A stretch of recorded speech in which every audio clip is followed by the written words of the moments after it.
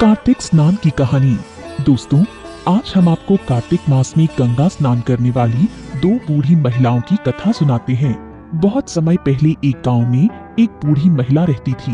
वो बहुत ही धर्म पुण्य करती थी। एक बार कार्तिक का महीना आया तो बूढ़ी महिला ने अपने बेटे से कहा, मुझे कार्तिक नहाने हरिद्वार जाना है।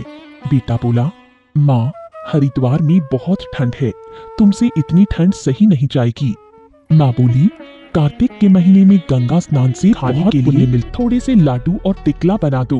बेटा माँ को लेकर हरिद्वार छोड़ आया और पास पड़ोस वालों को कहा कि मेरी माँ का ध्यान रखिएगा। वो बूढ़ी महिला रोज सुबह 4 बजे उठकर गंगा नहाती, तुलसी जी की पूजा करती, कहानी कथा करती, भजन कीर्तन करती। सारा दिन ऐसे ही नित्य नियम में बीत जाता। पता ही नहीं चला। सा खटखटाया और बोला, माँ दरवाजा खोलो। बुढ़िया ने पूछा, तू कौन है? उसने कहा, मेरा नाम सावन है। माँ, मुझे बहुत भूख लगी है, कुछ खाने को दे दो। बूढ़ी अम्मा ने कहा, ये एक लाडू टिकला लो, तुम खा लो। वो लाडू टिकला खाकर जाने लगा।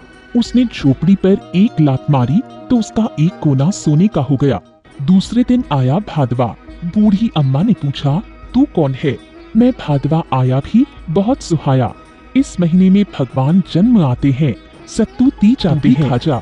उसने भी जाते समय एक लात मारी, आधी झोपड़ी सोने की हो गई। तीसरे दिन आया आसोज। तू कौन? मैं आसोज। आसोज आया भी बहुत सुहाता है। पितरों के दिन आते हैं, घर पर पित्र आते हैं, दुर्गा पूजा आती है। वो बोला, माँ भूख लगी है। बूढ़ी अम्मा बोली, तू भी एक लाडू खा ले। उसने भी जाते समय एक लात मारी, 3 हिस्से झोपड़ी सोने की हो गई। चौथे दिन आया कार्तिक। माँ दरवाजा खोलो। तू कौन है? मैं कार्तिक हूँ माता।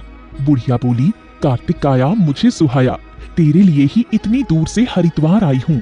वो भी बोला, माँ भूख लगी है। बूढ़ी अम्मा ने कार्तिक को भी एक लाडू और एक टिकला खाने के लिए दिया।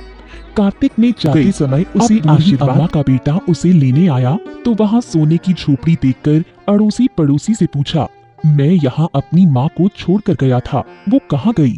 पड़ोसी बोले, इस सोने की झोपड़ी में तेरी माँ है। बेटे ने अंदर जाकर देखा तो माँ सुख से बैठी थी। जितना सोना बेटे से उठा उसने बोरों में भर लिया और बाकी को वहीं ब्राह्मण भोजन और गरीबों में बांट दिया। बेटा जब अपने घर आया तो उसकी बहू ने देखा कि सासू जी इतना सोना बटोर कर लाई हैं और ईर्ष्या के मारे उसका पेट जलने लगा और वो अगले कार्तिक के आने का इंतजार करने लगी। बोली, देखो, तुम्हारी सास तो धार्मिक थी, सो 1 महीने रह आई, मेरा वहाँ मन नहीं लगेगा। लेकिन बहू की जिद पर उसकी माँ तैयार हो गई। बहू ने बहुत ज्यादा लाडू टिकला बनाकर अपनी माँ को दिया और बोली, दिन भर खाती रहना और अंत में आने के समय धन की बोरी भरकर ले आना। इस बार बेटा अपनी सास को लेकर हरिद्वार गया। अड़ोसी पड़ोसी को बोला, पहले मैं अपनी माँ को लाया था, इस बार मैं अपनी सास को लाया हूँ, आप लोग इनका ध्यान रखिएगा। सुबह पड़ोस से औरतें आई तो सास को उठाने लगी तो वो बोली, मुझे ठंड लगती है, मैं गंगा स्नान के लिए नहीं जा सकती। और वो सारा दिन रजाई ओढ़े पड़ी रहती और भूख लगने पर लाडू टिकला खा लेती। इसी तरह पूरा महीना बीतने को आया। अंतिम 4 दिन बचे। रात को किसी ने दरवाजा खटखटाया और बोला, दरवाजा खोलो। बुढ़िया ने पूछा, तू कौन है? उसने कहा, मेरा नाम सावन है, मुझे भूख लगी है।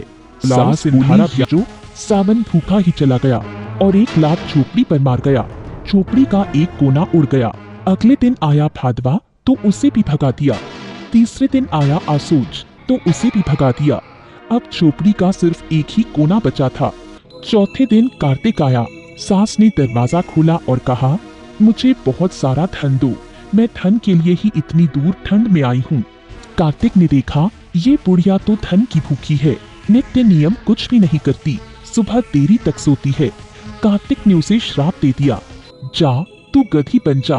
अब सास गधी हो गई और जोर जोर से डकार मारने लगी। सवेरे उसका जमाई आया और देखा, जहाँ सास को छोड़ कर गया था वहाँ तो झोपड़ी थी ही नहीं। उसने घबराते हुए अड़ोसी पड़ोसी से पूछा, भाई मेरी सास कहाँ है? तो वो लोग बोलने लगे कि कैसी बुढ़िया को लाए थे, पहले वाली तो अच्छी थी, नित्य नियम और पूजा पाठ करती थी। ये तो सारा दिन खाती और सोती थी। कार्तिक भगवान के श्राप से वो गधी हो गई है और जोर जोर से डकार मार रही है। उसने अपनी सास को बोरे में भरा और गांव पहुंच गया। घर पर पहुंचा तो पत्नी ने सोचा, बोरे में धन है, मेरी माँ अभी आती होगी। बहुत देरी हो गई और माँ नहीं आई तो उसने अपने पति से पूछा, माँ कहाँ है? पति ने कहा, तुम्हारी माँ इस बोरे में है। ऐसा कहकर उसने सारी बात अपनी पत्नी को बताई। पत्नी ने पंडितों को बुलाया और पूछा, ये क्या हो गया? पंडितों ने कहा, तुम्हारी माँ को कार्तिक का दोष लगा है। अगर किसी नित्य नियम वाली औरत के नहाए हुए पानी से इसे नहलवाओ और नित्य नियम सुनाओ, तभी ये गधे से इंसान बनेगी। बहू ने अपनी सास से पूछा, क्या आप अपना नहाया हुआ पानी देंगी और नित्य नियम मेरी माँ को कराएंगी? बूढ़ी सास ने कहा, मुझे क्या आपत्ति है, मेरा नहाया हुआ पानी तो नाली में जाता है, तुम अपनी माँ को नहला लो। अब गधी से इंसान में बदल गई। दोनों बूढ़ी महिलाओं को लेने स्वर्ग से विमान आया। देवलोक से पुष्पों की वर्षा होने लगी। वो दोनों एक साथ स्वर्ग को चली गईं। हे कार्तिक भगवान, धर्म की भूखी को जो दिया सबको देना, लेकिन धन की भूखी के जैसे किसी को मत देना। खोटी की खरी और अधूरी की पूरी करना।